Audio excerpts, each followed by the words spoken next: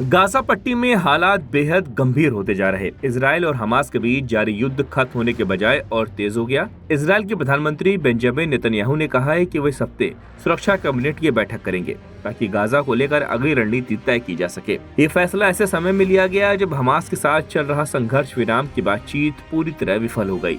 Israel के एक वरिष्ठ अधिकारी ने संकेत दिया है कि अब देश ज्यादा सख्ती से सैन्य कार्रवाई कर सकता है।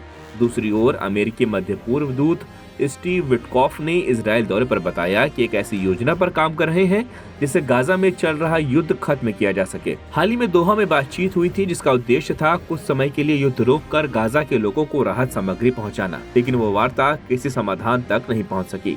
इजरायली हमलों में सोमवार को गाजा में कम से कम 40 लोगों की मौत हो गई, जिनमें से 10 लोग मदद लेने के लिए निकले थे। 5 अन्य की मौत भूख से हो गई। रॉयटर्स को मिले एक वीडियो में देखा गया कि लोग राहत केंद्र के पास गोलियों से बचने के लिए दौड़ रहे थे। गाजा में हालात इतने खराब हो चुके हैं कि कई लोग भूखमरी के शिकार हो रहे हैं। इजराइल के मीडिया में ये दावा किया गया है कि नेतन्याहू अब गाजा के पूरे क्षेत्र पर कब्जा करने की दिशा में सोच रहे हैं। इसके लिए सेना का अभियान और तेज किया जा सकता है।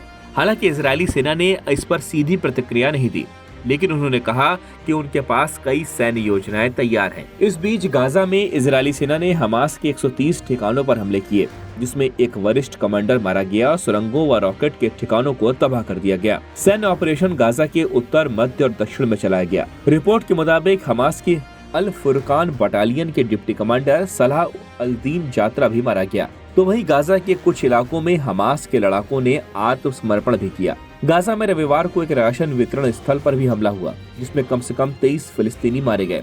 चश्मदीदों का कहना है कि भीड़ पर अंधाधुंध गोलीबारी की गई। दूसरी ओर अब ये चर्चा है कि अगर हमास हथियार डालता है और बंधकों को रिहा करता है तो गाजा में एक अंतर्राष्ट्रीय प्रशासन स्थापित किया जा सकता है। ये प्रशासन अमेरिका के नेतृत्व में होगा।